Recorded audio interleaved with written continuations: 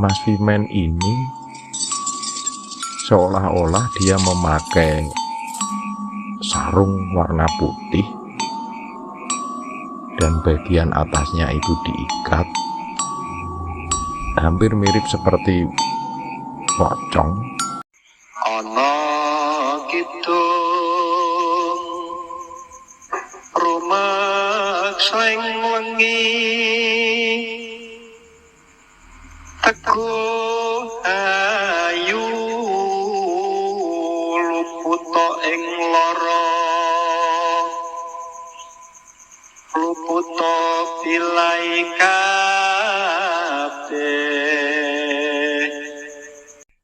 Assalamualaikum warahmatullahi wabarakatuh. Salam sehat dan semangat selalu untuk teman-teman, dan selamat datang di channel Kisah Mistis Kita. Cerita ini saya dedikasikan untuk Mas Herianto atau biasa dipanggil Mas Vimen, karena beliau ini orang yang friendly, humoris, dan usil. Dalam tanda kutip usil di sini memang bercanda yang tidak kelewatan. Dimana saat mancing biasanya orang hanya diem fokus dengan joran. Ketika ada Mas Vimen ini, suasana menjadi hangat dan tentu saja penuh canda tawa.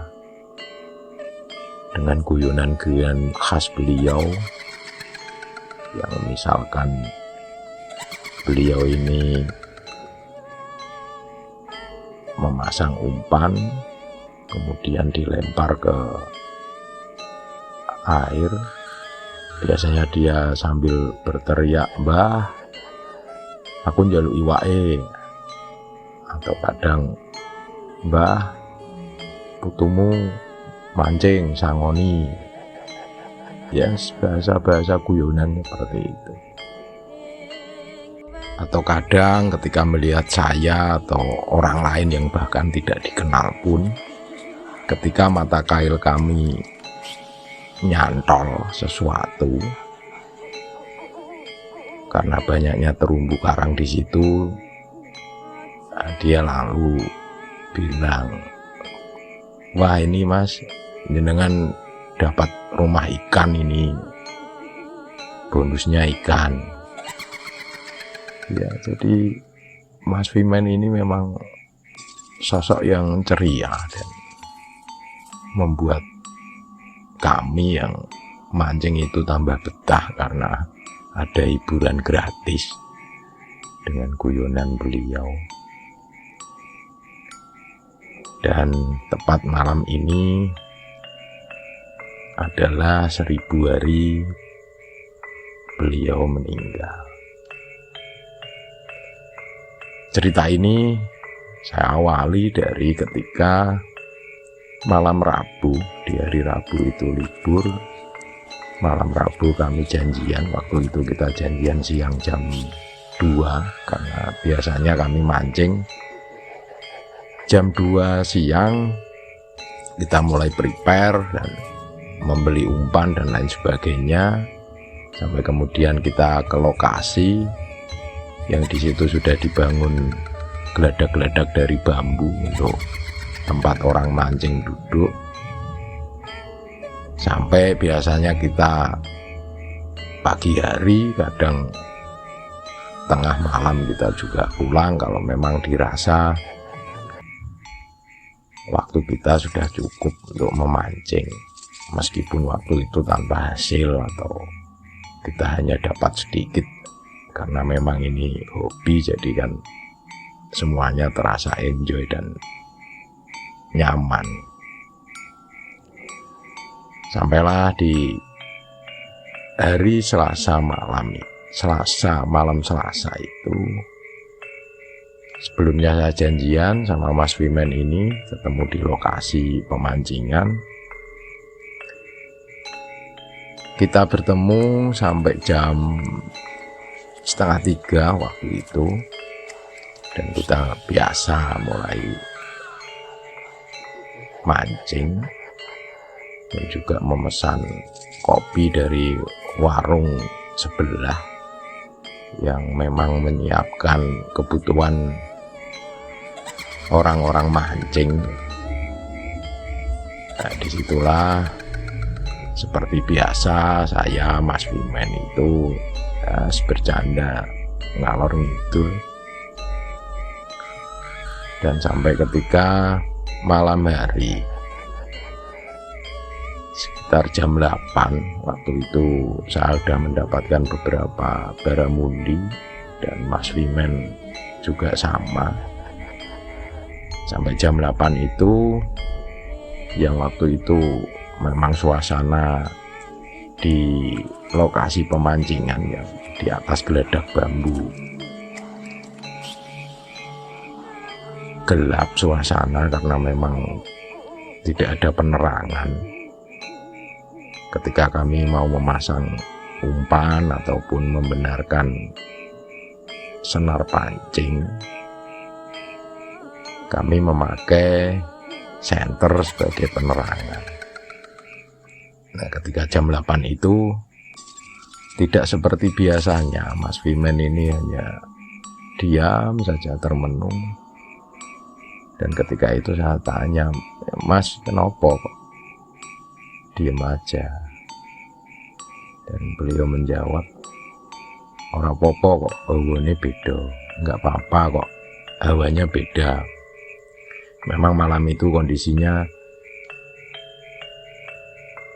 di bawah pohon bakau tempat geledak bambu ini dibangun, angin bertiup agak kencang, jadi memang suasana mancing saat itu kurang nyaman dengan banyaknya atau besarnya ombak, riak-riak air sungai.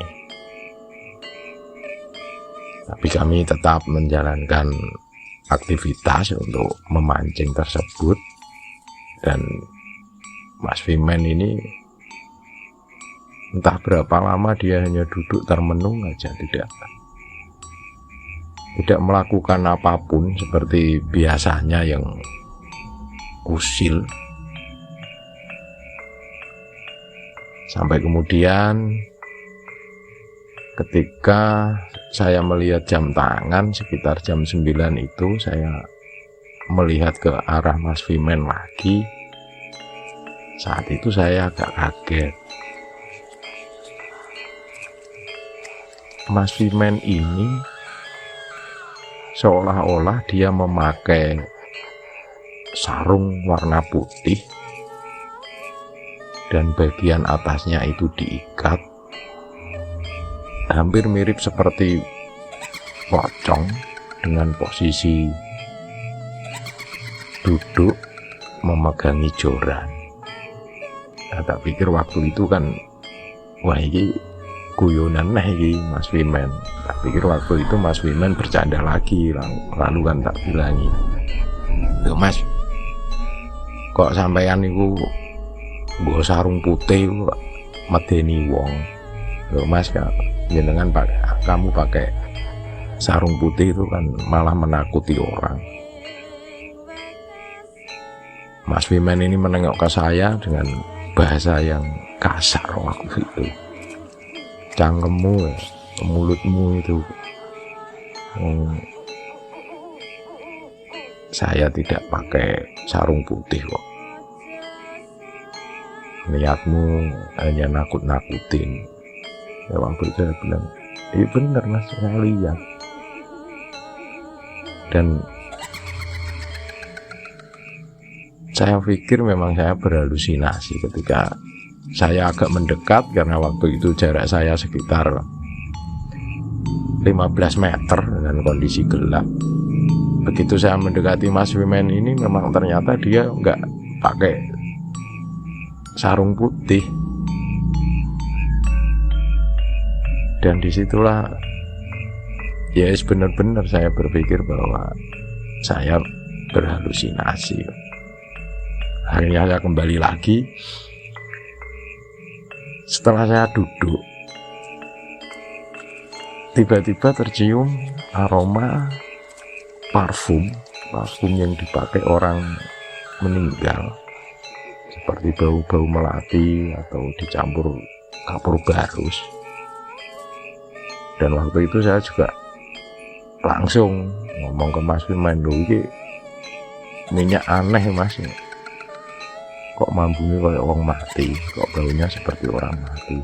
Guys, sambil ketawa Mas Wimen ini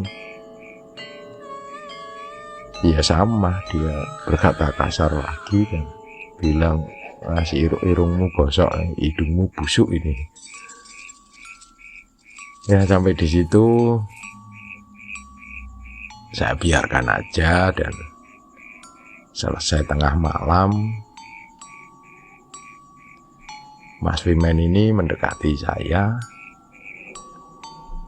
dan memang beberapa jam setelah kejadian saya melihat Mas Wimen dengan halusinasi saya tadi, Mas Wimen memang terlihat menaikkan ikan beberapa kali, dan meskipun kecil-kecil tapi jumlahnya cukup banyak. Dan ketika beliau ini mendekati saya, beliau berkata, "Hari ini kok saya beruntung dapat banyak." Seolah-olah kok nggak bisa mancing lagi. Ya pikir saya, karena beliau biasa bercanda, ya tentu saja jawaban saya juga bercanda. Ya hari ini paling nggak boleh mancing lagi, karena ini kan kita sudah mancing, pastinya nanti istrimu juga marah-marah lagi Mas kalau habis ini kita pulang terus paginya kamu berangkat lagi, ya mestinya ya orang oleh mancing, pastinya juga nggak boleh mancing. Selesai itu kita akhirnya memutuskan pulang, dan benar waktu itu memang Mas Wimen dapat lebih banyak dari biasanya yang selama beberapa bulan kami sering bareng mancing itu. Kemudian kita prepare persiapan pulang. Sampai di rumah saya ngantar Mas Wimen ini sampai ke rumah beliau, karena rumah saya lebih jauh dan melewati rute rumahnya Mas Wimen. Dan hari itu saya sendiri juga tidak berpikir apapun tentang halusinasi yang saya lihat dan saya cium, juga tentang omongan dari Mas Wimen ini yang mengatakan bahwa sepertinya dia tidak bisa memancing lagi. Sampailah ketika 3 hari berselang, selama 3 hari kami lost kontak karena memang profesi kami berbeda. Dan di hari ketiga, di hari Jumat sekitar jam 7 pagi, saya ditelepon oleh tetangganya Mas Wimen ini, yang dia juga sama-sama hobi mancing dan kebetulan bertetangga dengan Mas Wimen. Temannya ini mengabarkan bahwa Mas Herianto atau Wimen ini meninggal tadi pagi jam 5 karena serangan jantung. Nah, tentu saja saya mendengar kabar ini juga kaget, bercampur juga dengan sedih, karena memang tidak ada feeling apa-apa tentang kematian Mas Wimen ini yang menurut saya sangat tiba-tiba. Dan saya baru menyadari bahwa hari ketika kami memancing bersama itu adalah sebuah tanda yang mungkin diberikan oleh Mas Wimen, Mas Herianto ini secara tidak langsung, bahwa momen mancing hari itu dan malam itu adalah kenangan terakhir kami bersama.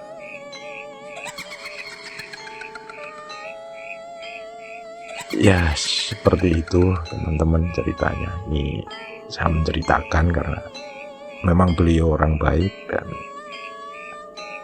terkenal baik juga di kampung beliau, orang yang ramah dan baik. Pokoknya beliau adalah seorang yang baik, dan semoga apa yang beliau lakukan dalam kebaikan bisa membawa beliau ke tempat yang terindah. Dan tanda-tanda sebelum Mas Haryanto atau Vimen ini wafat yang diberikan kepada saya bisa menjadikan sebuah pelajaran untuk kita lebih peka dalam menyikapi sesuatu. Dan memang usia kita tidak bisa mengatur semua karena Tuhan. Paling tidak ketika kita menyadari tanda-tanda seperti itu, dan dengan kesadaran meskipun itu tidak pasti, tapi kita bisa memanfaatkan momen-momen kebersamaan dengan orang yang kita sayangi, dengan teman, sahabat, keluarga, untuk membuat sebuah kenangan yang paling indah.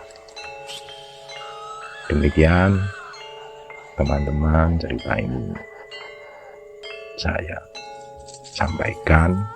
Mohon maaf bila banyak kesalahan dan ketidaknyamanan dalam saya menyampaikan. Wassalamualaikum warahmatullahi wabarakatuh. Saking loro pan samya bali, sakeh ngomong pan sami mirudo, welas asih pandulu